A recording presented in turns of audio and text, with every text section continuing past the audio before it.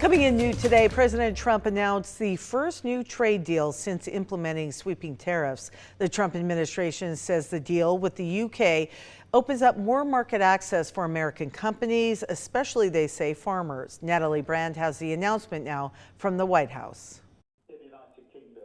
President Trump revealed this morning the first new trade deal will be with the United Kingdom, saying it will cement the relationship between the two countries for years to come. The U.S. and UK have been working for years to try and make a deal. And it never quite got there. Yeah. It did with this prime minister. The 10% baseline tariff remains in place, but the deal scales back the levies imposed on British cars, steel, and aluminum. In return, the U.S. says the British will open up export opportunities for American agriculture, such as beef and ethanol. They've agreed to open their markets, and that will add $5 billion of opportunity.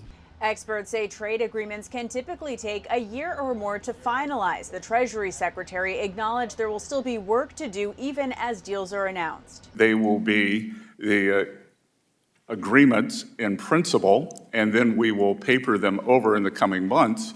But once we reach an agreement, then I am sure that the other countries will live up to it. Okay. Secretary Scott Bessent heads to Switzerland today for meetings with Chinese counterparts this weekend. So I'm optimistic about this development. Professor Robert Sutter, a former China division director at the State Department's Bureau of Intelligence and Research, says he believes China ultimately wants to avoid a trade war with the U.S. Both sides have an incentive to make sure this thing is managed rather than becomes a very serious danger for either side. During the first Trump administration, it took roughly 2 years to reach an initial deal with China after tariffs were imposed in 2018.